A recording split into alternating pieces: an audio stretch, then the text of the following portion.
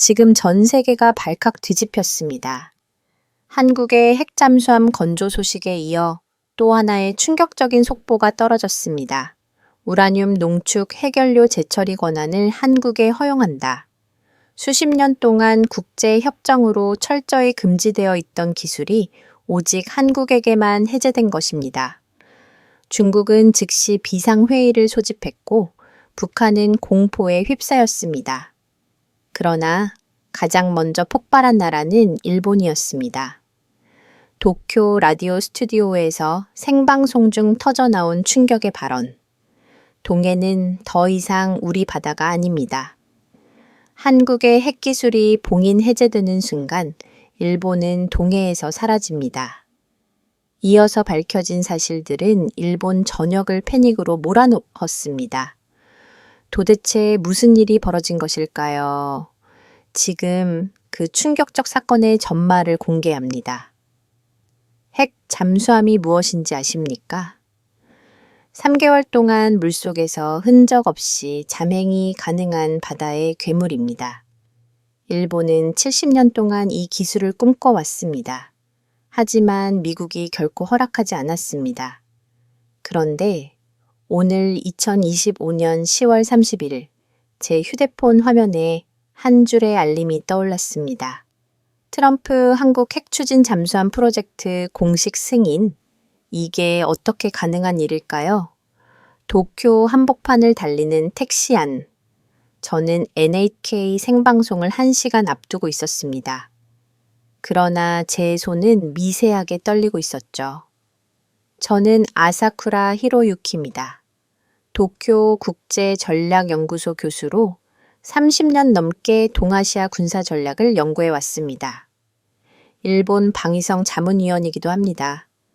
제가 이 분야에서 모르는 것이 있다면 그건 아직 세상에 존재하지 않는 것이라고 자신해 왔습니다. 그런데 지금 제 손은 분명히 떨리고 있었습니다. 택시 창밖으로 신주쿠 거리가 평온하게 지나갔습니다. 사람들은 웃고 있었고 카페는 한가로웠고 하늘은 청명했습니다. 하지만 저는 알고 있었습니다. 지금 이 순간 일본이 알고 있던 세계가 조용히 끝나고 있다는 사실을요. 핵 추진 잠수함의 의미를 아십니까? 디젤 잠수함은 2주마다 수면 위로 떠올라야 했습니다. 공기가 필요했기 때문이죠. 그 짧은 순간이 바로 치명적 약점입니다. 레이더에 잡히고 위성에 포착되고 위치가 드러나는 것입니다. 그러나 핵 잠수함은 완전히 달랐습니다. 3개월 동안 바닷속에 잠긴 채 흔적조차 남기지 않습니다. 아무도 모르게 말이죠. 누가 어디 있는지 뭘 하는지 언제 움직이는지 아무도 모르는 겁니다. 이건 단순한 무기가 아니었습니다. 전략 질서 자체를 바꾸는 힘이었죠. 그리고 미국은 70년 동안 이 기술을 절대 나눠주지 않았습니다. 영국, 프랑스, 러시아, 중국인의 나라만 핵 잠수함을 가지고 있었죠. 일본은요, 70년 동안 요청했지만 단 한 번도 허락받지 못했습니다. 그런데 한국이라는 겁니까? 한국이 문턱을 넘었다는 거였어요. 저는 휴대폰을 다시 봤습니다. 트럼프 대통령의 공식 발언이었어요. 한국의 핵 추진 잠수함 프로젝트를 전격 승인한다. 로이터, BBC, CNN이 동시에 보도하고 있었죠. 이건 오보가 아니었습니다. 현실이었어요. 택시가 NHK 본사 앞에 섰습니다. 저는 요금을 내고 내렸죠. 다리에 힘이 안 들어가는 게 느껴졌습니다. 30년 동안 쌓아온 모든 분석이 지금 흔들리고 있었어요. 로비로 들어섰을 때 분위기가 완전히 이상했습니다. 보통 때는 직원들이 분주하게 움직이는데 지금은 모두 모니터 앞에 모여 있었죠. 화면에는 CNN 뉴스가 나오고 있었습니다. 대한민국 핵잠수함 승인 완료. PD가 저를 발견하고 달려왔어요. 얼굴이 창백했습니다. 교수님 보셨습니까? 한국이 핵잠수함을 목소리가 떨리고 있었죠. 네, 방금 봤습니다. 저는 최대한 침착하게 대답했지만 속으로는 난리가 나 있었습니다. 오늘 방송 주제를 바꿔야 할 것 같습니다. 긴급 특집으로요. PD의 손이 떨리고 있었어요. 저만 떨리는 게 아니었던 거죠. 스튜디오로 향하는 복도에서 만난 작가들도 전부 휴대폰만 들여다보고 있었습니다. 누군가 중얼거리는 소리가 들렸어요. 일본은 어떻게 되는 거지? 스튜디오 문을 열었을 때 진행자 야마모토 씨가 책상 앞에 앉아 있었습니다. 평소엔 여유롭게 원고를 정리하던 분인데 지금은 손으로 이마를 짚고 있었죠. 고개를 들더니 저를 봤어요. 교수님, 이게 정말입니까? 네네, 사실입니다.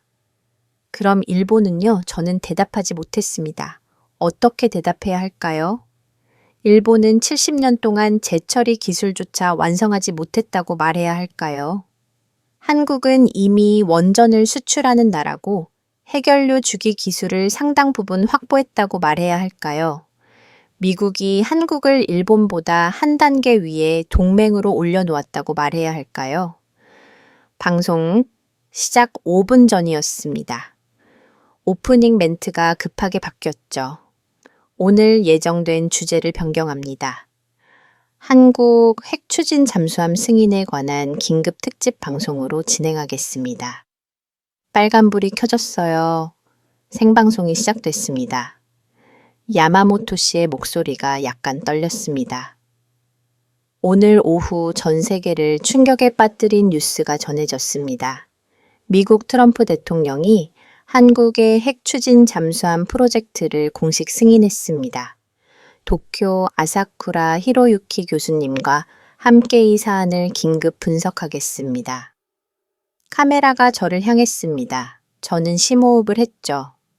교수님, 핵추진 잠수함이 정확히 무엇이며 이번 승인이 왜 충격적인지 설명해 주시겠습니까?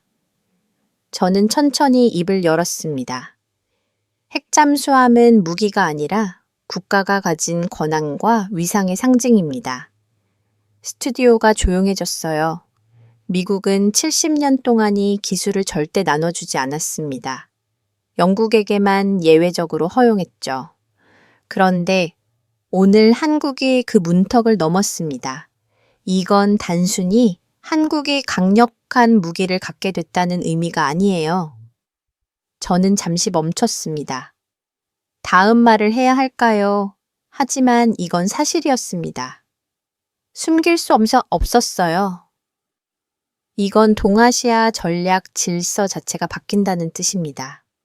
한국이 이 선을 넘는 순간 일본은 더 이상 우위라는 말을 쓸 수 없습니다. PD가 모니터 앞에서 얼어붙었습니다. 스태프들도 숨을 죽이고 있었죠. 저는 계속했어요. 제가 30년 동안 공부해온 모든 전제가 지금 무너지고 있습니다. 우리는 한국을 과소평가했고 그 대가를 치르게 될 겁니다. 야마모토 씨의 손이 떨렸습니다. 화면 너머 일본 전역에서 수백만 명이 방송을 보고 있었죠. 야마모토 씨가 다음 질문을 던졌습니다.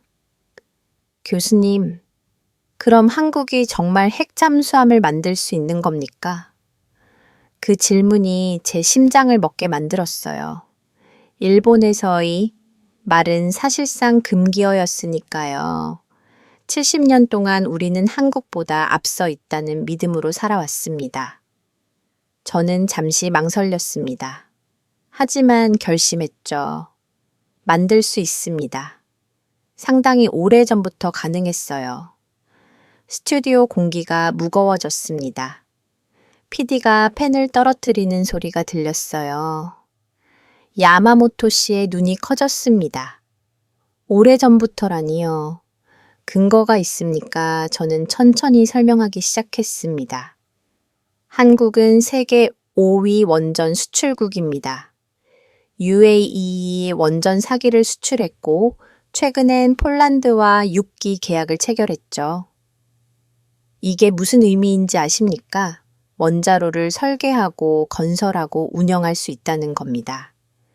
핵 잠수함의 핵심이 바로 소형 원자로예요. 한국은 이미 그 기술을 완전히 마스터한 상태였던 겁니다. 야마모토 씨가 반박했습니다. 하지만 일본도 원전 기술이 있지 않습니까? 표면적으로는 그렇습니다. 저는 고개를 저었어요. 하지만 결정적인 차이가 있습니다. 일본은 미국 웨스팅하우스와 지혜 기술을 라이선스 생산하는 수준이에요.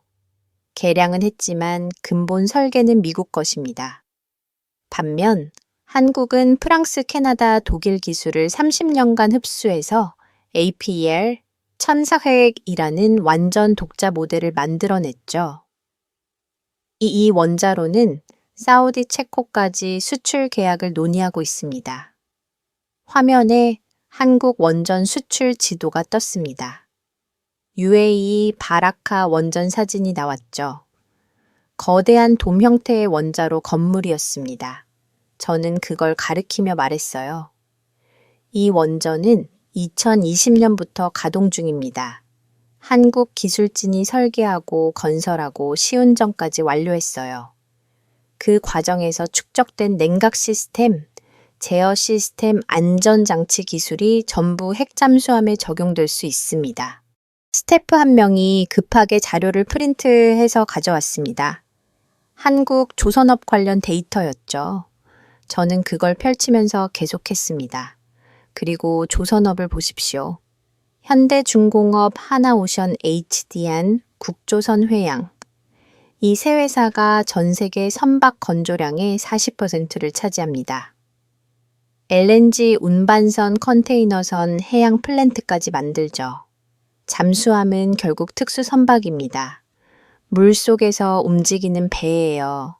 한국은이 배를 만드는 기술이 세계 최고 수준이었던 겁니다. 야마모토 씨가 고개를 끄덕이며 물었습니다. 기술은 알겠습니다만 스텔스는 어떻습니까?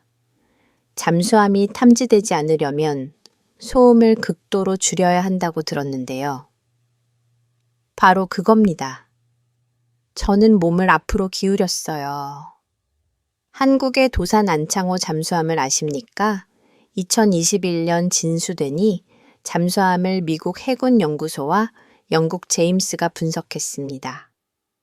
결론이 뭐였는지 아십니까? 저는 자료를 들어 올렸습니다.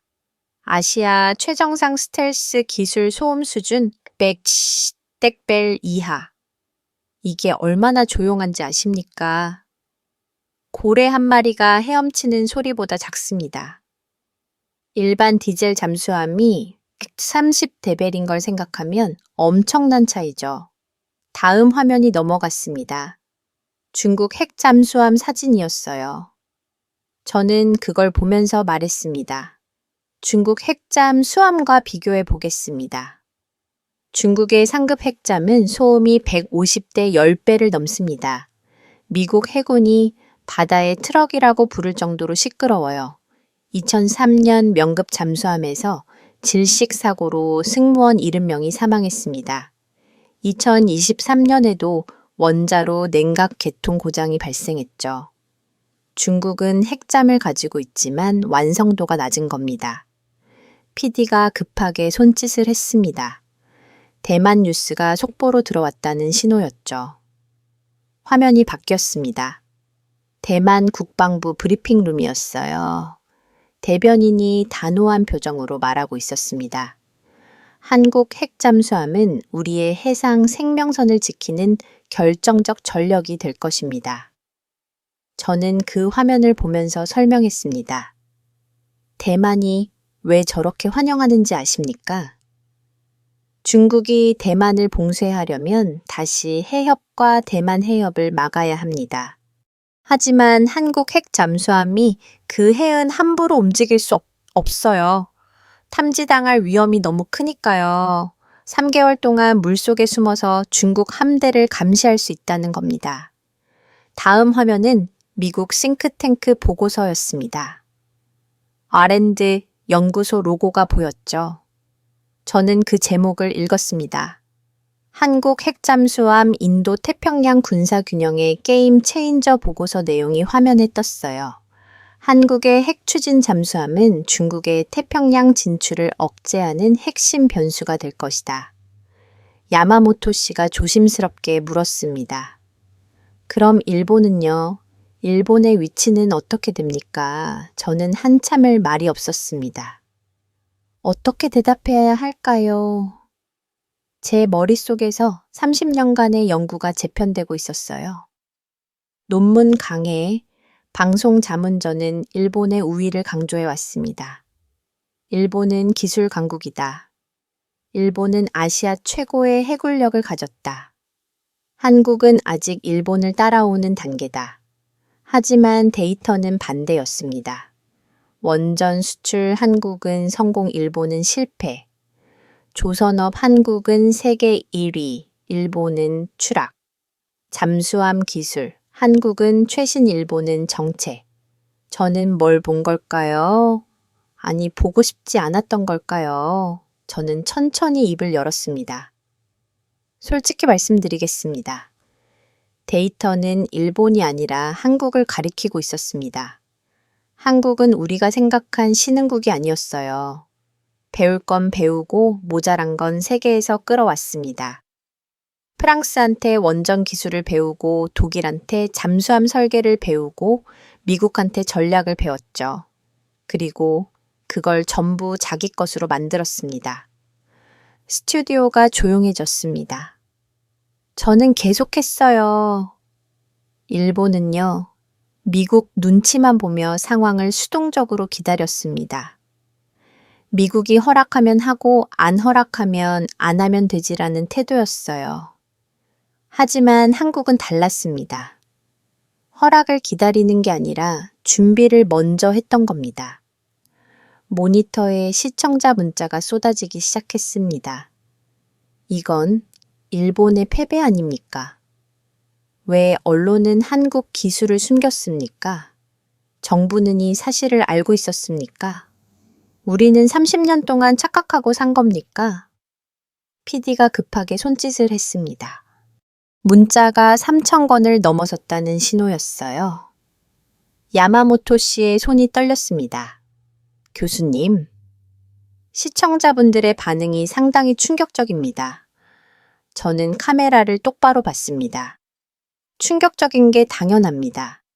제가 30년 동안 틀렸던 것처럼 일본도 30년 동안 틀렸던 겁니다. 우리는 한국을 과소평가했고 일본을 과대평가했어요. 그 대가를 지금 치르고 있는 겁니다. 제 목소리가 떨렸습니다. 분노 때문이었을까요? 아니면 수치심 때문이었을까요? 아마 둘 다였을 거예요. 화면 너머 일본 국민들이 처음으로 현실을 마주하는 순간이었습니다. 그리고 그 현실은 우리가 생각했던 것보다 훨씬 가혹했죠.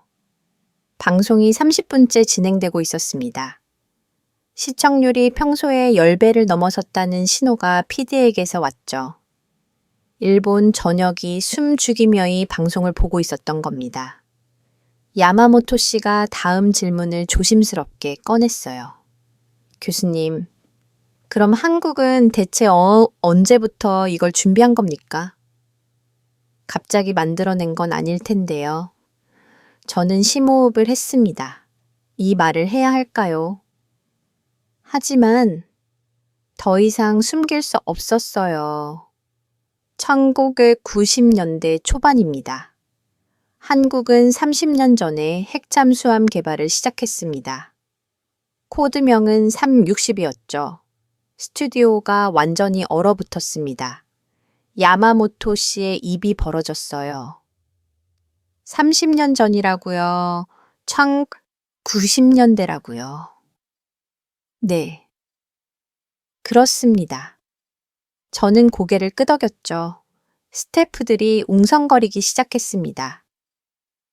모니터에 시청자 문자가 폭주했어요. 365기가 뭡니까? 처음 듣는 얘기입니다. 왜 우리는 30년 동안 몰랐습니까? PD가 급하게 자료를 검색하고 있었습니다. 저는 천천히 설명하기 시작했습니다. 1992년 한국 해군은 비밀리에 잠수함 설계팀을 구성했습니다. 규모가 어느 정도였는지 아십니까? 1200명이었어요. 엔지니어, 물리학자, 해양 전문가, 원자력 연구원까지 총동원됐죠.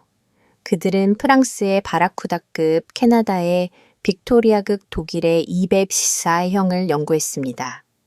단순히 사오는 게 아니라 완전히 분해해서 이해하고 자기 것으로 만들려고 했던 겁니다. 야마모토 씨가 고개를 갸웃했습니다. 1200명이나 동원했는데 왜 소문이 안 났습니까? 비밀이었으니까요. 저는 자료를 넘겼어요.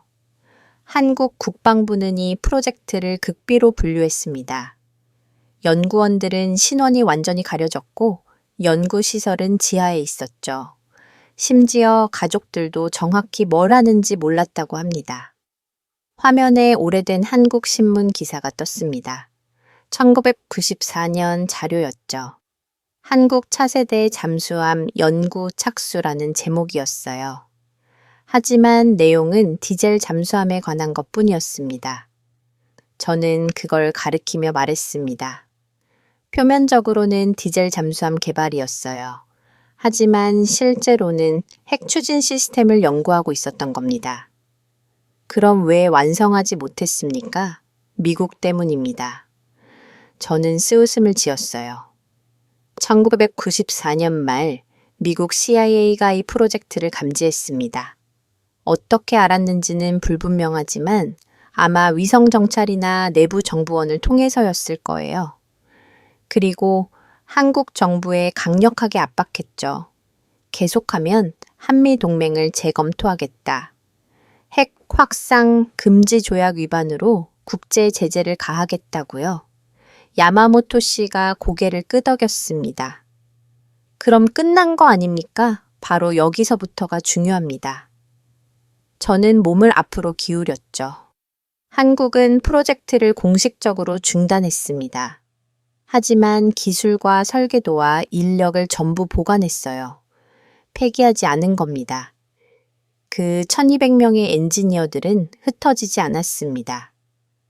표면적으로는 다른 프로젝트로 이동한 것처럼 보였지만 실제로는 계속 연락을 유지하며 기술을 발전시켰던 거예요. 스튜디오에 정적이 흘렀습니다. 저는 그 침묵 속에서 말을 이었어요. 그 1세대 엔지니어들이 지금도 현역입니다. 60대가 된 그들은 후배들을 키웠고 기술을 전수했고 시스템을 업그레이드 해왔던 겁니다. 30년짜리 기술 계보가 끊기지 않고 이어져 온 거죠. PD가 급하게 다른 자료를 화면에 띄웠습니다. 도산 안창호 잠수함 사진이었어요. 거대한 검은 선체가 물 위에 떠 있었습니다. 야마모토 씨가 물었습니다. 교수님, 이 잠수함이 그 362 프로젝트와 관련이 있습니까? 직접적으로 연결됩니다. 저는 사진을 가르쳤어요. 도산 안창호 3번함을 자세히 보십시오. 겉보기에는 평범한 디젤 잠수함입니다. 길이 80답의 배수량, 3,700톤 어뢰 발사관 유선문. 하지만 이상한 점들이 있어요. 저는 손가락으로 선체 중앙부를 가리켰습니다. 이 부분을 보십시오. 공간 배치가 비정상적으로 넓습니다. 무슨 의미입니까? 디젤 엔진보다 훨씬 큰 무언가를 넣을 수 있게 설계되어 있다는 겁니다. 저는 확대된 도면을 요청했죠. 화면이 바뀌었습니다. 여기 보십시오. 배관 시스템이 이중으로 설계되어 있어요. 디젤 잠수함에는 필요 없는 구조입니다. 이건 냉각 시스템을 대비한 설계예요. 원자로는 엄청난 열을 발생시키니까 이중 냉각이 필수적이죠. 야마모토 씨가 놀란 표정으로 물었습니다. 그럼 이 잠수함은 사실상 핵 잠수함 대기 상태입니다. 저는 단호하게 말했어요. 선체 두께를 보십시오. 일반 잠수함보다 30% 두껍습니다. 방사선 차폐를 염두에 둔 설계예요.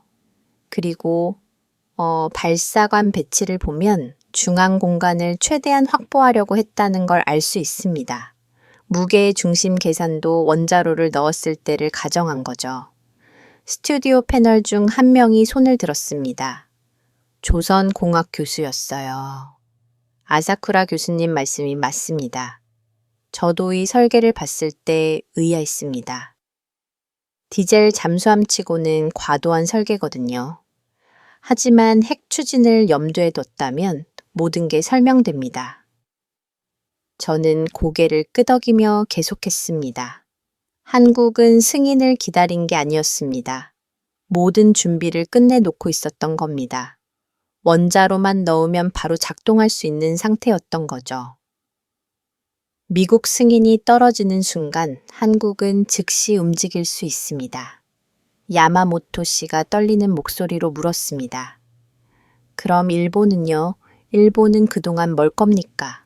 저는 한참을 말이 없었습니다. 어떻게 대답해야 할까요? 저는 천천히 입을 열었습니다. 일본은 미국이 허락 안 할 거라고 생각하고 시도조차 하지 않았습니다. 어차피 안 될 텐데 왜 돈을 쓰냐는 태도였어요. 하지만 한국은 달랐습니다. 저는 카메라를 똑바로 봤죠. 한국은 시도했고 제재당했고 우회했고 다시 시도했습니다. 기술을 숨기고 인력을 보존하고 30년 동안 단 한 번도 포기하지 않았던 거예요. 이건 기술 차이가 아니라 의지의 차이입니다. 시청자 문자가 격렬해졌습니다. 일본은 30년 동안 뭘 한 겁니까? 우리 정부는 무능한 겁니까? 한국에 완전히 당한 거 아닙니까? 저는 그 문자들을 보면서 말했습니다. 당한 게 아닙니다. 한국이 너무 집요했던 겁니다. 우리는 포기했고 한국은 끝까지 매달렸던 거죠. 야마모토 씨가 마지막 질문을 던졌습니다. 교수님, 그럼 한국이 핵잠수함을 실전 배치하는데 얼마나 걸립니까? 저는 명확하게 답했어요. 5년입니다. 2030년이면 첫 번째 핵잠수함이 동해에 배치될 겁니다. 한국은 이미 80% 완성된 상태니까요. 일본은요, 지금 시작해도 15년 이상 걸립니다. 저는 한숨을 쉬었죠. 일본은 0%에서 시작해야 하니까요. 인력도 설계도 기술도 없습니다. 미국이 전폭 지원한다고 해도 최소 15년은 필요합니다. 한국과 일본의 격차는 10년이 아니라 한 세대입니다. 스튜디오가 무거운 침묵에 잠겼습니다. 화면 너머 수백만 일본 국민들이 같은 표정을 짓고 있었을 거예요. 방송이 40분을 넘어가고 있었습니다.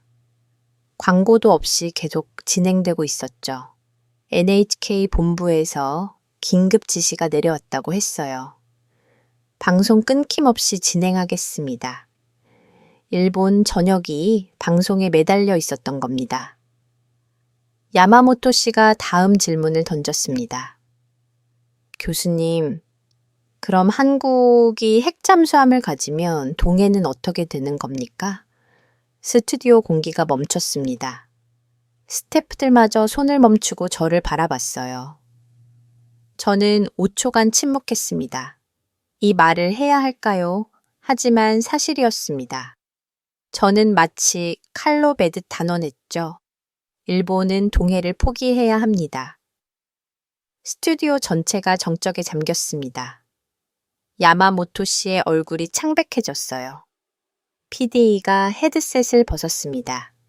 카메라맨의 손이 떨리는 게 보였죠. 포기해야 한다고요. 야마모토 씨가 겨우 말을 이었습니다. 네, 군사적으로 포기해야 합니다. 저는 명확하게 말했어요. 한국 핵잠수함은 3개월 동안 자망할 수 있습니다. 초저 소음이에요. 일본 해상자위대 장비로는 탐지가 불가능합니다. P3C 초계기가 아무리 날아다녀도 찾을 수 없어요. 소화를 아무리 돌려도 안 잡힙니다. 화면에 동해 지도가 떴습니다. 저는 그걸 가리키며 계속했습니다. 한국이 핵 잠수함을 3척만 운용한다고 가정해 봅시다.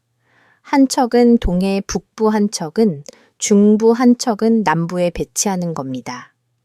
그럼 동해 전역이 365일 24시간 감시 체제로 들어갑니다. 일본 해상자위대가 움직이는 모든 것이 노출되어 야마모토 씨가 반박했습니다. 하지만 일본도 최신 소나와 레이더가 있지 않습니까? 있습니다. 하지만 소용없어요. 저는 고개를 저었죠. 핵잠수함은 수심 300뉴테트 이하에서 작전합니다. 일본 소화의 탐지 한계가 200매여 물리적으로 닿지 않는 겁니다. 게다가 동해는 수온 약층이 발달돼 있어서 음파가 굴절됩니다. 핵잠 수함한테는 완벽한 은신처죠. 스튜디오 패널 중 한 명이 손을 들었습니다. 군사평론가였어요. 교수님 말씀에 동의합니다. 핵잠 수함은 그 자체로 해역 집배 무기입니다. 한국이 동해에 핵잠 한 척만 배치해도 일본은 모든 움직임을 감시당하는 거예요. 항모가 움직여도 구축함이 추앙에도 전부 노출됩니다. 저는 고개를 끄덕이며 이어갔습니다. 일본의 방역 가능성은요, 사실상 제로입니다.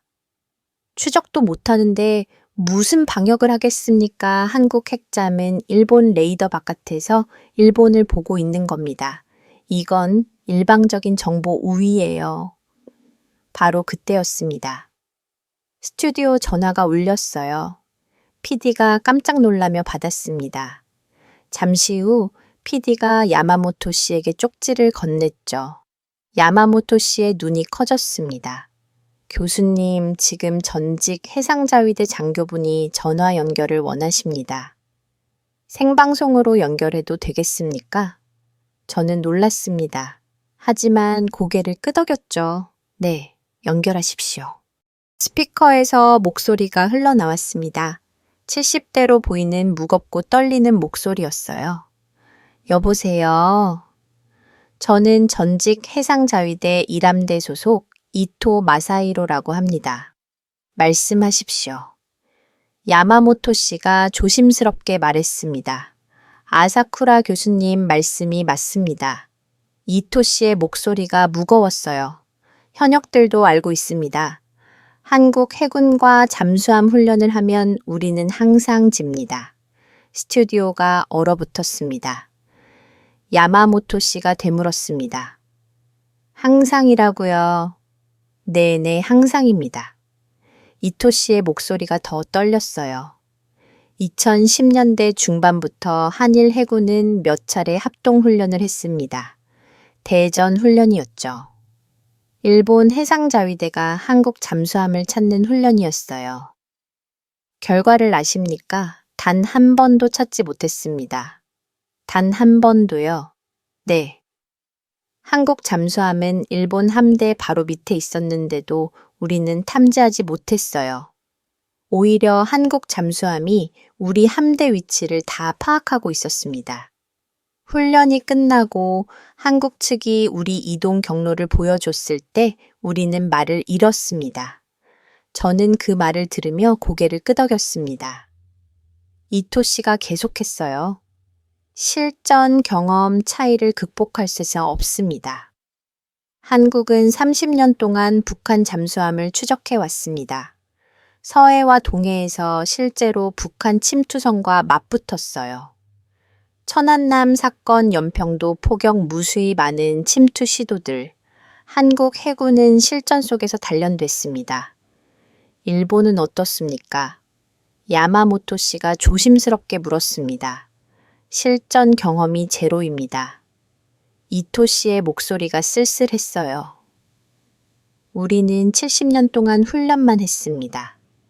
매뉴얼대로 움직이고 시뮬레이션만 돌렸죠. 하지만 한국은 진짜 적과 싸웠어요. 이 차이는 절대 멸소일 수 없습니다. 그의 마지막 한마디가 스튜디오를 관통했습니다. 한국은 실전 군대고 일본은 훈련 군대입니다. 전화가 끊겼습니다. 스튜디오가 무거운 침묵에 잠겼어요. 야마모토 씨의 손이 떨리고 있었습니다. 저는 카메라를 똑바로 봤습니다. 방금 들으셨습니까? 현장에 있던 분의 증언입니다.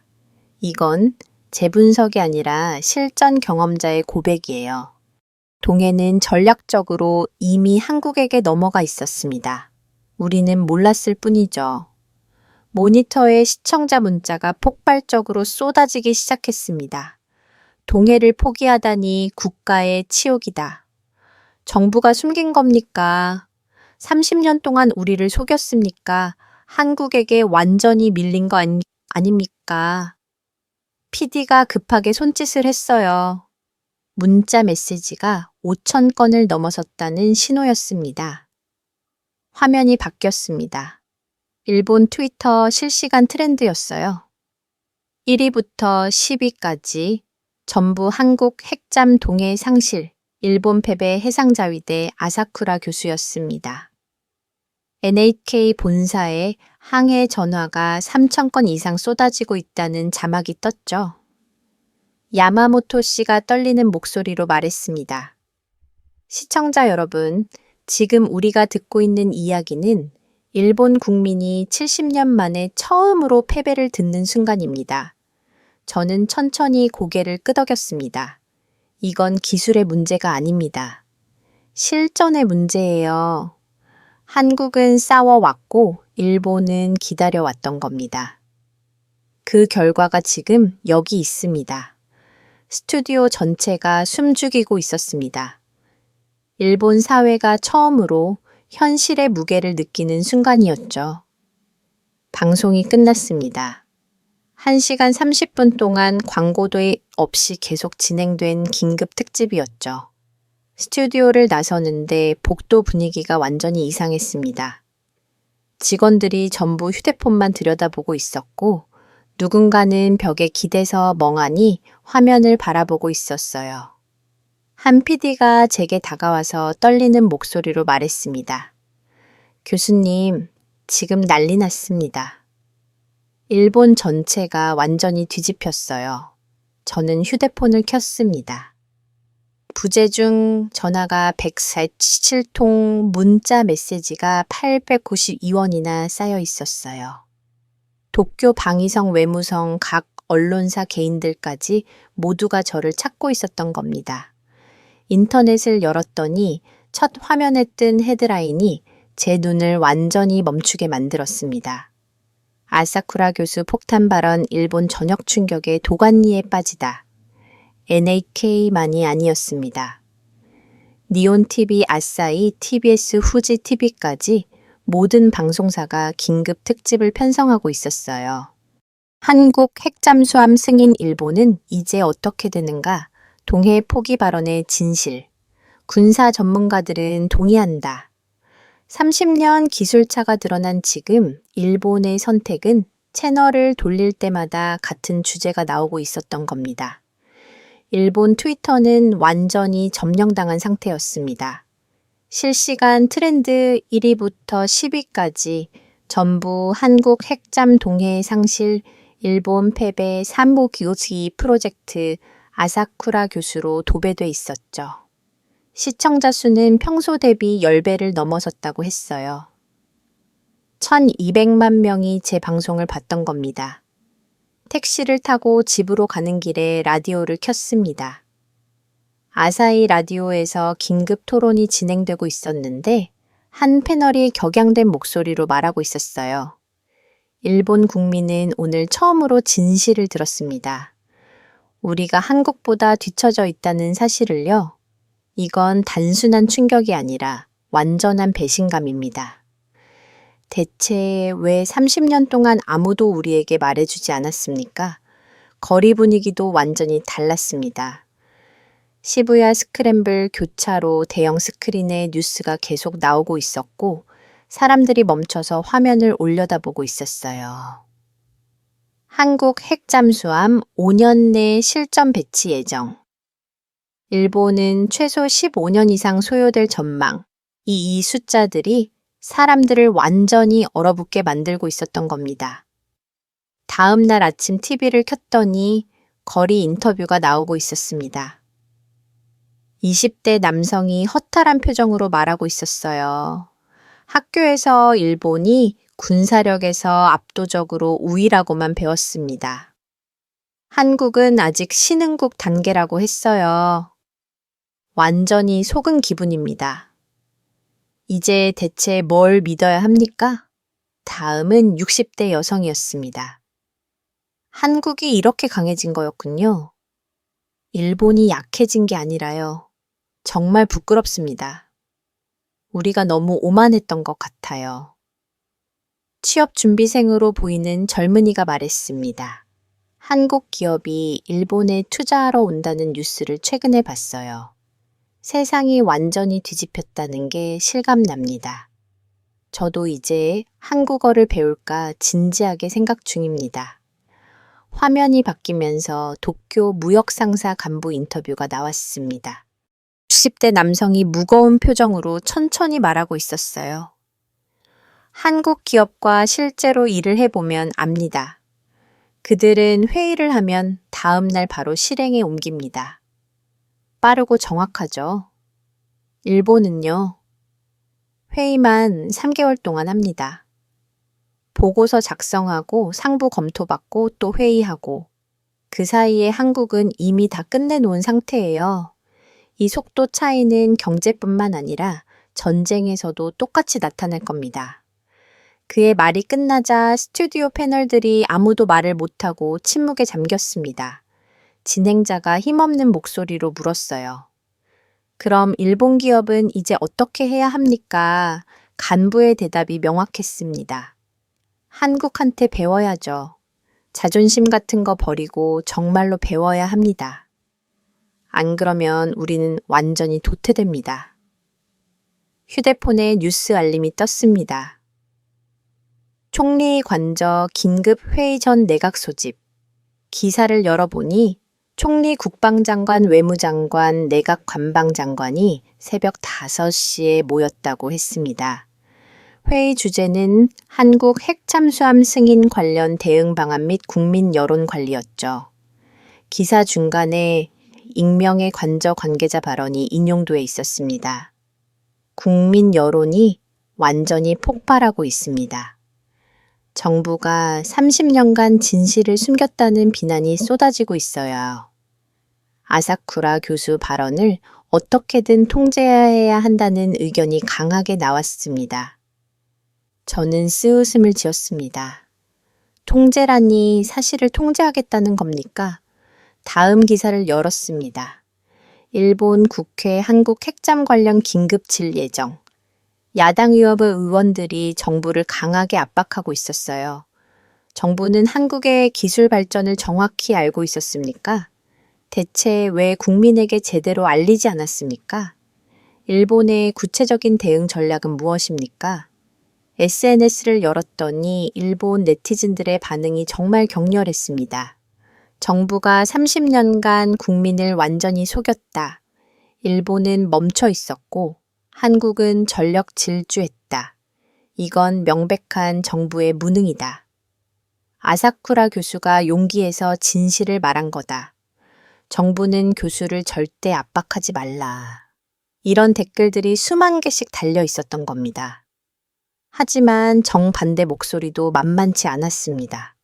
아사쿠라는 한국 편을 드는 거 아니냐? 일본을 깎아내리는 완전한 매국노다. 방송에서 일본 자위대를 공개적으로 모욕했다. 저는 한숨을 쉬었어요. 진실을 말하면 매국노가 되는 겁니까? 오후 2시. 저는 방위성 회의실에 앉아 있었습니다. 국방장관이 딱딱하게 굳은 표정으로 앉아 있었고 측근들이 양옆에서 노려보듯 저를 바라보고 있었어요. 아사쿠라 교수. 어제 방송 내용이 지나치게 과도했다는 지적이 상당히 많습니다. 어떤 부분이 과도했습니까? 저는 최대한 침착하게 물었죠. 동해 포기 발언입니다. 국민들에게 불필요한 공포와 불안을 조성했어요. 공포가 아니라 현실입니다. 저는 준비해온 자료를 꺼내서 테이블 위에 펼쳤습니다. 한국 핵잠수함 세척이 동해에 배치되면 일본 해상자위대는 작전상 완전한 우위를 상실하게 됩니다. 이건 제 개인 의견이 아니라 객관적인 군사 분석이에요. 장관의 얼굴이 더욱 굳어졌습니다. 하지만 그런 내용을 공개 방송에서 그렇게 직설적으로 말하는 건 언제까지 숨기실 겁니까? 저는 장관의 말을 끊고 말했습니다. 국민은 진실을 알 권리가 있습니다. 30년 동안 진실을 숨긴 결과가 지금이 혼란 상황 아닙니까? 회의실이 완전히 조용해졌습니다. 저는 계속해서 말했어요. 정부가 저를 통제하려는 건 잘 압니다. 하지만 데이터는 절대 바뀌지 않아요. 한국은 5년 내에 핵잠을 실전 배치하고 일본은 최소 15년이 걸립니다. 이 명백한 사실을 대체 어떻게 숨기시겠습니까? 장관이 한참 동안 아무 말도 하지 못했습니다. 그리고 마침내 천천히 입을 열었어요. 교수님, 지금 국민들이 정부를 완전히 불신하고 있습니다. 대체 어떻게 해야 합니까? 저는 단호하게 대답했죠. 진실을 정직하게 인정하십시오. 한국에게 배워야 한다고 국민 앞에서 당당히 말하십시오. 그게 지금 유일한 길입니다. 회의실을 나서는데 복도에서 젊은 관료 한 명이 조심스럽게 제게 다가왔습니다. 교수님, 저는 교수님 편입니다. 정말 용기 있는 발언이었습니다. 일본도 이제는 진심으로 변해야 합니다. 그의 눈에 눈물이 맺혀 있었어요. 저는 방위성을 나서며 하늘을 올려다봤습니다. 일본 사회 전체가 처음으로 냉정한 현실과 정면으로 마주하고 있었습니다. 방위성 회의 이후 3일이 지났습니다. 그 3일 동안 일본 사회에서 놀라운 일이 벌어지고 있었어요. 처음엔 충격과 절망이었지만 이제는 완전히 다른 분위기가 흐르기 시작했던 겁니다. 도쿄의 한국어 학원에서 전화가 왔습니다. 제가 자문하고 있던 교육기관이었죠. 교수님, 지금 난립니다. 한국어 학원 등록자가 3배로 뛰었어요. 전화가 끊이질 않습니다. 저는 놀랐습니다. 3배요. 네, 대부분이 20대와 30대 젊은 층입니다. 한국 기업 취업을 희망한다고 하더군요. 인터넷을 열어보니 더 놀라운 광경이 펼쳐져 있었습니다. 일본 최대 취업 포털 사이트에서 한국 방산기업 채용 게시판이 폭주하고 있었어요. 하나오션 채용 정보 아시는 분 현대로템 지원하려는데 한국어 필수인가요? HT 한국 조선해양 신입 공채 언제 시작합니까? 댓글이 수백 개씩 달려 있었던 겁니다. 신주쿠와 시노쿠보대 한국 서점 매출이 급등했다는 뉴스도 나왔습니다. 한국 경제서적 기술서적 자기 개발서가 날개 돋친 듯 팔려나가고 있었어요. 서점 주인이 인터뷰에서 말했습니다. 이런 현상은 처음입니다. 40대, 50대 직장인들까지 한국 경영서적을 찾아요. 한국은 어떻게 빠르게 결정하는가 같은 책이 베스트셀러가 됐습니다. 더 놀라운 건 공무원 사회였습니다. 도쿄도청 하급 공무원들이 비공식 스터디 모임을 만들었다는 소식이 들렸어요. 주제가 뭔지 아십니까? 한국식 행정 시스템 연구였습니다. 한 참가자가 익명으로 말했습니다. 한국은 정책 결정이 빠릅니다. 디지털 전환도 일본보다 10년 앞서 있어요. 우리도 배워야 살아남습니다. 며칠 후 저는 도쿄대 강의실에서 특별 세미나를 진행하고 있었습니다. 주제는 동아시아 안보 환경 변화였는데 학생들의 반응이 완전히 달라져 있었어요. 한 학생이 손을 들고 질문했습니다. 교수님, 한국처럼 빠르고 실용적으로 가야 일본도 살아남을 수 있는 거 아닙니까? 다른 학생이 거들었습니다. 맞습니다. 회의만 하고 결정은 안 하는 일본 시스템으로는 한국을 절대 따라잡을 수 없어요. 엔지니어 지망생으로 보이는 학생이 말했습니다. 저는 조선공학을 전공하고 있습니다. 솔직히 말씀드리면 한국의 조선 기술이 세계 기준입니다. 반도체도 배터리도 마찬가지고요. 일본 기업에 취직하는 것보다 한국 기업에 가는 게 미래를 위해 더 나을 것 같습니다. 저는 그 말을 들으며 복잡한 심경이었습니다. 일본 젊은이들이 한국으로 눈을 돌리고 있다는 게 자랑스러운 일일까요? 아니면 부끄러운 일일까요? 하지만 분명한 건 변화가 시작됐다는 거였습니다. 그날 저녁 NAK로부터 다시 출연 요청해 왔습니다. 이번에는 생방송이 아니라 대담 프로그램이었죠. 제가 스튜디오에 도착했을 때 놀라운 사람이 기다리고 있었습니다. 주일 한국대사관 김민준 담당관이었어요. 저는 깜짝 놀랐습니다. 한국 정부에서 직접 나오신 겁니까? 김민준 담당관이 정중하게 인사했습니다. 아사쿠라 교수님 처음 뵙겠습니다. 교수님의 용기 있는 발언 덕분에 양국이 진솔한 대화를 시작할 수 있게 됐습니다. 방송이 시작됐고 진행자가 김 담당관에게 첫 질문을 던졌습니다. 한국 정부는 이번 핵잠수함 승인을 어떻게 보고 계십니까? 김 담당관의 답변이 명확했습니다. 한국 정부는 일본을 경쟁자가 아니라 협력 파트너로 보고 있습니다. 스튜디오가 조용해졌어요. 한국의 핵잠수함 전력은 북한뿐만 아니라 지역 안정에도 기여할 것입니다. 그리고 그 안정은 일본에게도 이익이 됩니다. 그는 잠시 멈췄다가 더욱 중요한 말을 꺼냈습니다. 한국 정부는 일본과의 기술 협력을 진지하게 고려하고 있습니다.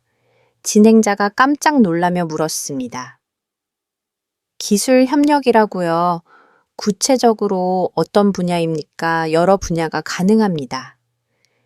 김 담당관이 차분하게 설명했어요. 한국의 조선 기술과 일본의 정밀 부품 기술이 만나면 세계 최고 수준의 방어 시스템을 만들 수 있습니다.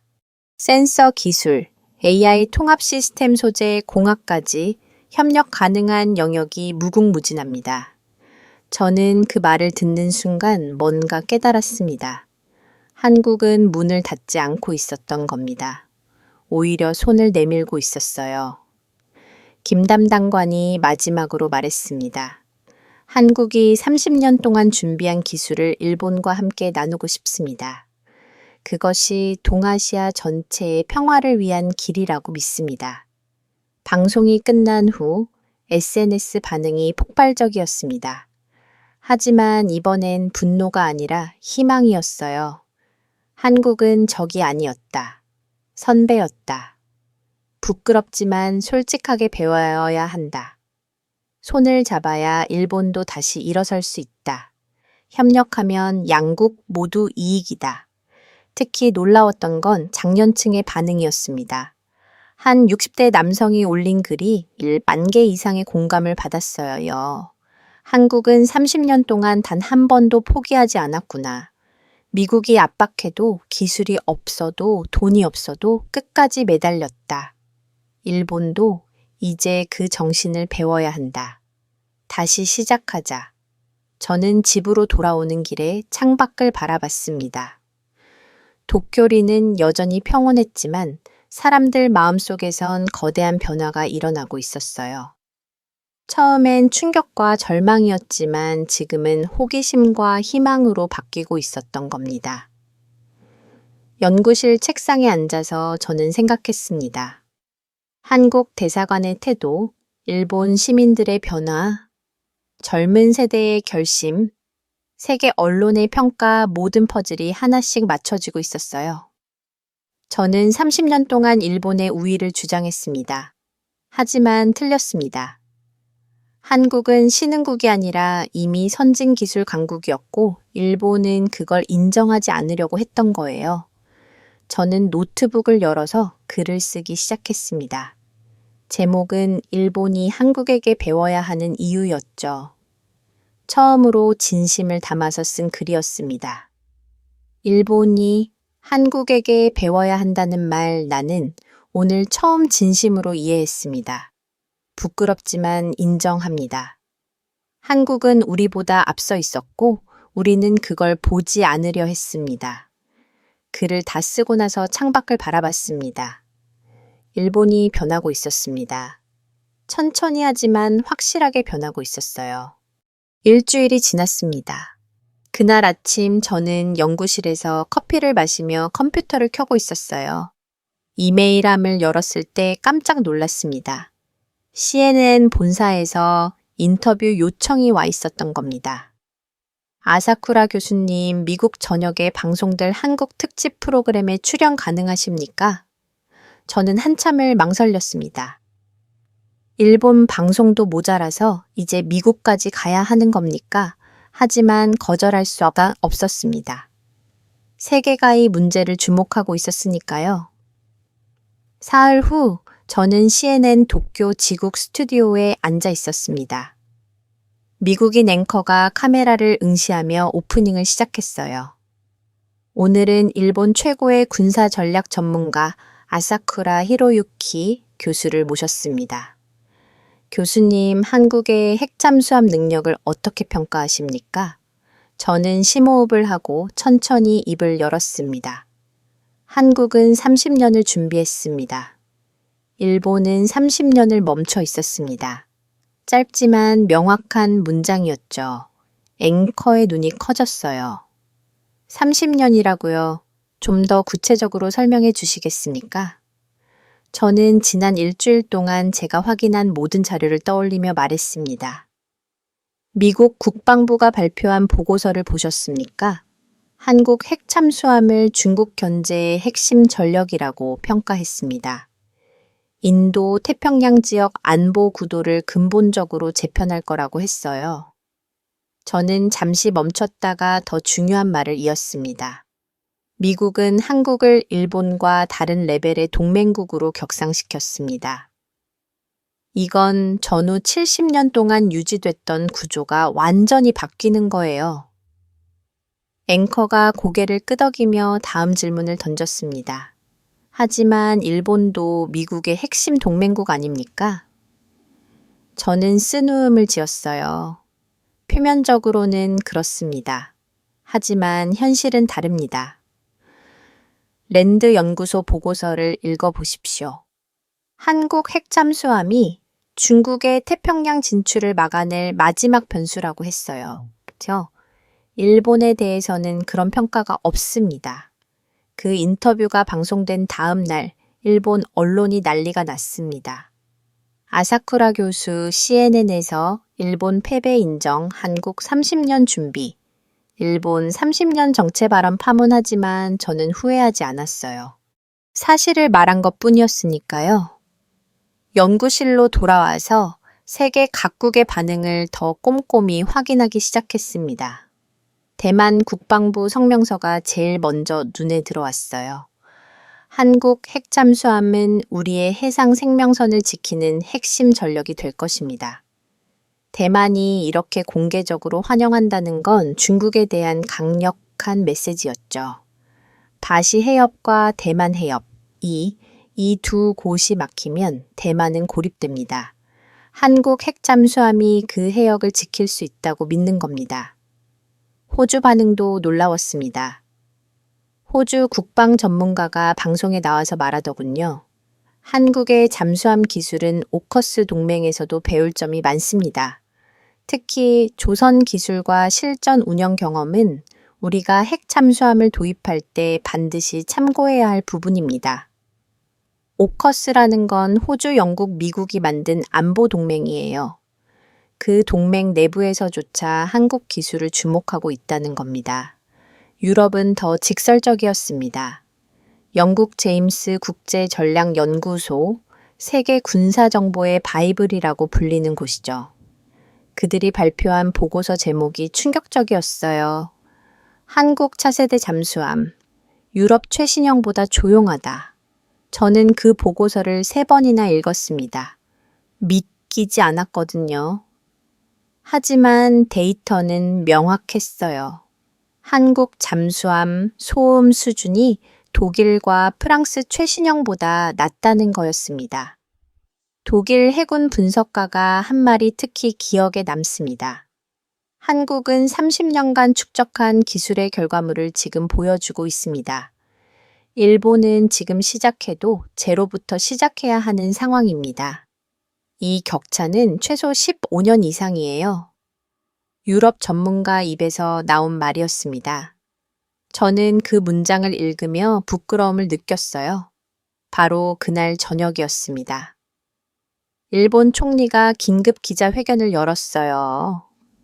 저는 연구실에서 생중계를 켰습니다. 총리가 단상에 섰을 때 표정이 예사롭지 않았어요. 일본 정부는 중대한 결정을 내렸습니다. 기자들이 숨죽이고 기다렸죠. 우리는 한국과의 전략적 파트너십을 전면 재검토하고 기술 협력을 적극 추진하기로 했습니다. 스튜디오가 술렁거렸습니다. 한 기자가 손을 들었어요. 총리님, 그건 한국 기술이 일본보다 앞섰다는 걸 인정하는 겁니까? 총리가 잠시 침묵하다가 대답했습니다. 한국의 기술력을 존중합니다. 그리고 우리도 배울 점이 있다는 걸 인정합니다. 저는 화면을 보며 눈물이 날 뻔했어요. 일본 총리가 처음으로 진실을 말한 거였습니다. 다음 날 국회에서는 역사적인 발언이 나왔습니다. 여당 의원 한 명이 본노회의장에서 일어나 말했어요. 우리가 자존심 때문에 현실을 외면한다면 일본의 미래는 없습니다. 한국에게 솔직하게 배워야 합니다. 그 말이 국회의록에 공식 기록됐습니다. 전후 70년 만에 처음 있는 일이었죠. 저는 연구실 창문 앞에 서서 도쿄 야경을 바라봤습니다. 세계가 한국을 중심으로 움직이기 시작했습니다. 미국은 전략적 파트너로 인정했고, 유럽은 기술적 우위를 인정했고, 아시아는 안보의 중심으로 받아들이고 있었어요. 그리고 일본은 처음으로 그 현실 앞에 무릎을 꿇었습니다. 자존심이 아니라 미래를 위해서 말이죠. 그로부터 사흘이 지난 어느 오후였습니다. 연구실에서 논문을 정리하고 있던 중 휴대폰이 울렸어요. 주일 한국 대사관이었습니다. 아사쿠라 교수님 한국 정부에서 공식 성명을 발표할 예정입니다. 교수님께 미리 알려드리고 싶어서 연락드렸습니다. 1시간 후는 TV 앞에 앉아 있었습니다. 서울에서 생중계가 시작됐어요. 한국 외교부 대변인이 단상에 섰습니다. 카메라 플래시가 터지고 기자들이 숨죽이며 기다렸죠. 대한민국 정부는 일본을 경쟁 상대가 아니라 협력 파트너로 보고 있습니다. 첫 문장부터 강렬했어요. 한국의 핵 잠수함 전력은 북한뿐만 아니라 동아시아 전체의 안정에 기여할 것입니다. 그리고 그 안정은 일본에게도 이익이 됩니다. 대변인이 다음 문장을 읽을 때 저는 숨이 멎는 것 같았습니다. 한국 정부는 일본과의 기술 협력을 적극적으로 추진할 것입니다.